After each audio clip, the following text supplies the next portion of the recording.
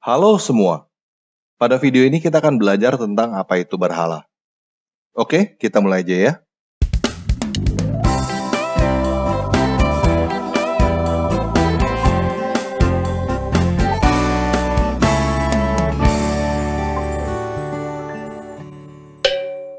Nah, pertama kita mulai dengan Kejadian 1 ayat 1 dulu ya. Kejadian 1 ayat 1 dalam bahasa Ibrani tertulis seperti ini. Bereshit bara Elohim, et hasyamayim, ve'et haaretz. Kejadian 1 ayat 1 diterjemahkan oleh Lai, menjadi pada mulanya Allah menciptakan langit dan bumi. Nah, kata Allah yang digunakan oleh Lai bukanlah nama. Allah di dalam bahasa Lai adalah kata benda yang mempunyai arti dewa, atau dewata, atau ilah.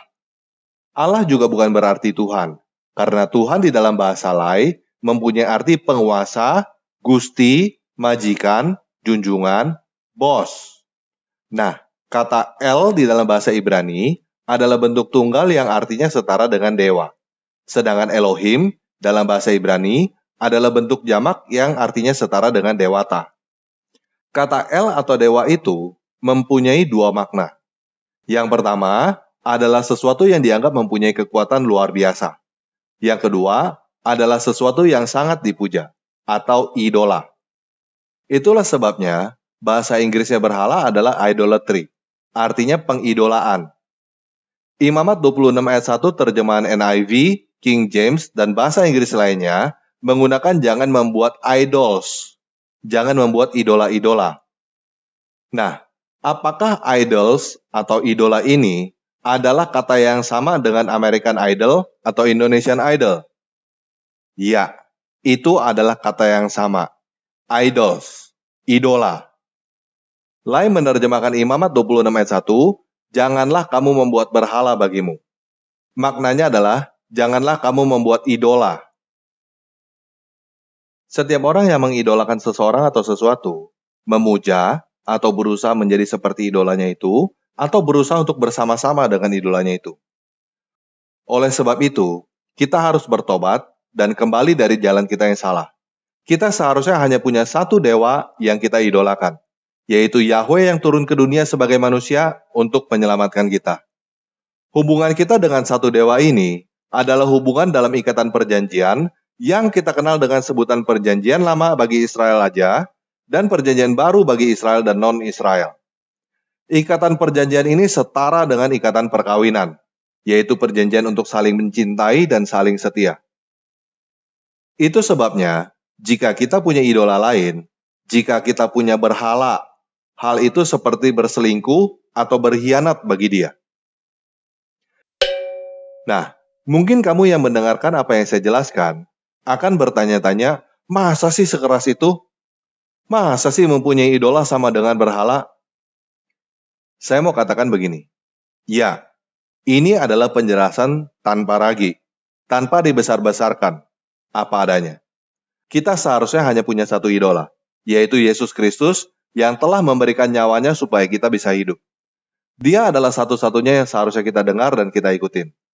Ketika kita mendengar dan mengikuti idola lain, kita menjauh dari Yesus. Apakah hal itu menyakitkan hati dewa kita itu? Ya, kamu coba pikir aja sendiri. Dia memberikan nyawanya untuk kita, tetapi kita mendengarkan dan mengidolakan yang lain. Apakah dia mengampuni kita? Ya, dia mengampuni kesalahan kita yang itu juga. Seperti dia berkali-kali mengampuni bangsa Israel dari perselingkuhannya dengan dewa-dewa lain. Namun, bukan berarti kita tidak menerima konsekuensi atas apa yang kita lakukan. Ketika kita mempunyai idola lain, kita dikuasai oleh idola lain itu. Kita diperbudak, diperkosa, dan dibuli habis-habisan. Apakah dia akan menyelamatkan kita dari idola lain itu? Dia sudah memperingatkan kita jauh sebelum kita jatuh ke idola lain. Dan dia memberikan kita kebebasan untuk melakukan hal itu. Idola lain itu tidak mampu merebut paksa kita dari tangan dia. Idola lain itu hanya bisa membujuk rayu. Jadi, jika kita mengikuti idola lain, itu adalah pilihan kita sendiri dengan segala konsekuensinya, termasuk diperbudak, diperkosa, dan dibuli habis-habisan. Yuk kita baca Yeskiel 16 dengan posisi kita sebagai Yerusalem yang dimaksud. Lalu datanglah perkataan Yahweh kepadaku, "Hai anak manusia, beritahukanlah kepada Yerusalem perbuatan-perbuatannya yang keji, dan katakanlah, beginilah perkataan penguasa Yahweh kepada Yerusalem. Asal dan kelahiranmu ialah dari tanah Kanaan. Ayahmu ialah orang Amori, dan ibumu orang Heti.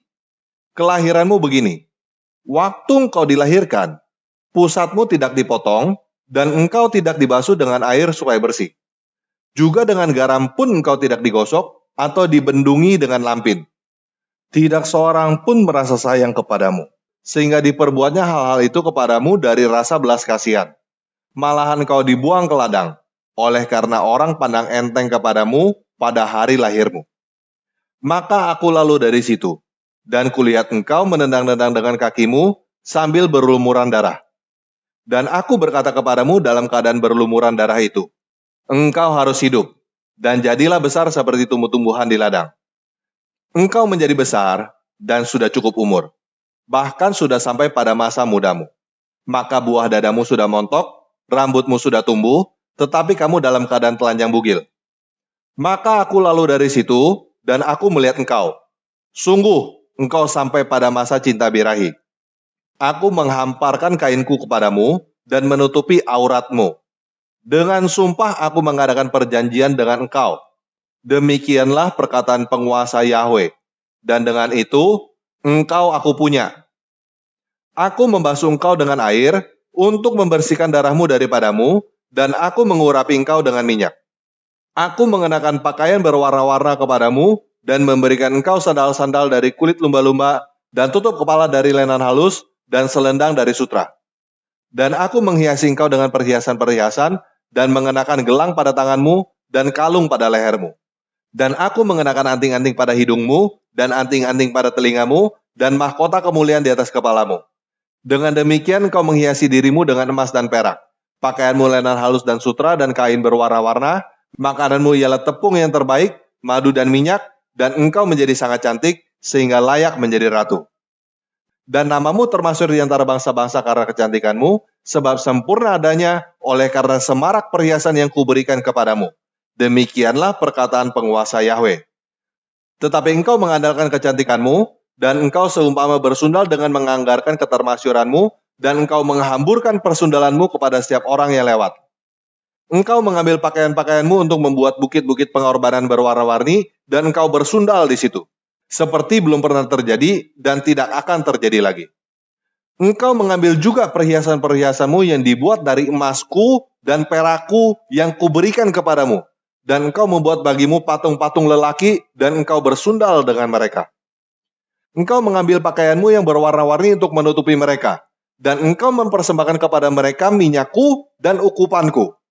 Juga makananku yang kuberikan kepadamu. Tepung yang terbaik, minyak dan madu kuberikan kepadamu, engkau persembahkan kepada mereka menjadi persembahan yang harum. Demikianlah perkataan penguasa Yahweh. Bahkan, engkau mengambil anak-anakmu lelaki dan perempuan yang engkau lahirkan bagiku, dan mempersembahkannya kepada mereka menjadi makanan mereka. Apakah persundalanmu ini masih perkara enteng? Bahwa engkau menyembelih anak-anakku dan menyerahkannya kepada mereka dengan mempersembahkannya sebagai korban dalam api. Dalam segala perbuatan-perbuatanmu yang keji dan persundalanmu itu, engkau tidak teringat lagi pada masa mudamu, waktu engkau telanjang bugil sambil menendang-nendang dengan kakimu dalam lumuran darahmu. Dan sesudah segala kejahatanmu itu, celakalah engkau. Demikianlah perkataan penguasa Yahweh. Engkau membangun bagimu tempat yang tinggi, dan membuat bagimu bukit pengorbanan di tiap-tiap tanah lapang. Pada setiap persimpangan jalan, engkau membangun bukit pengorbanan dan menjual kecantikanmu menjadi kekejian dengan merenggangkan kedua pahamu bagi setiap orang yang lewat, sehingga persundalanmu bertambah-tambah. Engkau bersundal dengan orang Mesir, tetanggamu si aurat besar itu, sehingga persundalanmu bertambah-tambah yang menimbulkan sakit hatiku. Lihat, aku telah melawan engkau, dan telah mengurangi bagianmu, dan menyerahkan engkau kepada kesewenang-wenangan orang yang membenci engkau, yaitu perempuan-perempuan Filistin yang merasa malu melihat tingkah lakumu yang mesum itu. Engkau bersundal juga dengan orang Asyur, oleh karena engkau belum merasa puas. Ya, engkau bersundal dengan mereka, tapi masih belum merasa puas. Engkau memperbanyak lagi persundalanmu dengan negeri perdagangan Kasdim, tetapi dengan itu juga engkau belum merasa puas. Betapa besarnya hawa nafsumu itu. Demikianlah perkataan penguasa Yahweh. Engkau yang melakukan segala-galanya ini, yaitu perbuatan perempuan sundal jahanam, yang membangun tempatmu yang tinggi pada setiap persimpangan jalan, dan membuat bukit pengorbananmu di tiap-tiap tanah lapang. Tetapi engkau tidak seperti sundal biasa, oleh karena engkau menolak upah sundal. Hai istri yang berzinah, yang memeluk orang-orang lain ganti suaminya sendiri. Kepada semua perempuan sundal, orang memberi upah, tetapi engkau sebaliknya. Engkau yang memberi hadiah umpan kepada semua orang yang mencintai engkau sebagai bujukan, supaya mereka dari sekitarmu datang kepadamu untuk bersundal. Maka dalam persundalanmu, engkau adalah kebalikan dari perempuan-perempuan yang lain. Bukan orang yang mengejar engkau hendak bersundal, tetapi engkau yang memberi upah persundalan, sedang engkau tidak diberi apa-apa. Itulah kebalikannya padamu. Oleh karena itu, hai perempuan sundal, dengarkanlah perkataan Yahweh. Beginilah perkataan penguasa Yahweh. Oleh karena engkau menghamburkan kemasumanmu dan auratmu disingkapkan dalam persundalanmu dengan orang-orang yang mencintaimu dan dengan berhala-berhalamu yang keji, dan oleh karena darah anak-anakmu yang kau persembahkan kepada mereka. Sungguh, oleh karena itu, aku akan mengumpulkan semua kekasihmu, yaitu yang merayu hatimu, baik yang kau cintai maupun yang kau benci. Aku akan mengumpulkan mereka dari sekitarmu untuk melawan engkau. Dan aku akan menyingkapkan auratmu di hadapan mereka, sehingga mereka melihat seluruh kemaluanmu. Aku akan menghakimi engkau seperti orang menghakimi perempuan-perempuan yang berzina dan menumpahkan darah, dan aku akan melampiaskan atasmu murka dan kecemburuanku. Aku akan menyerahkan engkau di dalam tangan mereka, dan mereka akan meruntuhkan tempatmu yang tinggi dan merusak bukit-bukitmu. Mereka akan menelanjangi engkau, akan merampas perhiasan-perhiasanmu, dan membiarkan engkau telanjang bugil. Mereka akan menyuruh bangkit sekumpulan orang melawan engkau, yang melempari engkau dengan batu dan memancung engkau dengan pedang-pedang mereka. Mereka akan membakar rumah-rumahmu dan menjatuhkan hukuman kepadamu di hadapan banyak perempuan. Dengan demikian aku membuat engkau berhenti bersundal, dan upah sundal tidak akan kau berikan lagi. Demikianlah aku melampiaskan murkaku kepadamu, sehingga cemburuku reda kembali. Barulah aku merasa tenang dan tidak sakit hati lagi.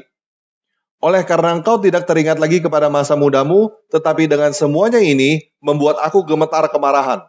Sungguh, aku juga akan menimpakan kelakuanmu atas kepalamu. Demikianlah perkataan penguasa Yahweh. Bukankah engkau melakukan kemasuman ini lagi di samping segala perbuatan-perbuatanmu yang keji? Lihat, setiap penyair akan mengatakan sindiran ini mengenai engkau. Begitu ibu, begitu anak. Anak ibumu engkau, yang jijik melihat suaminya dan anak-anaknya lelaki, dan adik kakak-kakakmu perempuan engkau, yang jijik melihat suami-suami mereka dan anak-anak lelaki mereka. Ibumu adalah orang Heti, dan ayahmu adalah orang Amori. Kakakmu yang tertua adalah Samaria, yang beserta anak-anak perempuan diam di sebelah utaramu, dan kakakmu yang termuda adalah Sodom, yang beserta anak-anaknya perempuan diam di sebelah selatanmu. Bukankah engkau hidup menurut perbuatan mereka, dan engkau lakukan seperti perbuatan-perbuatan mereka yang keji?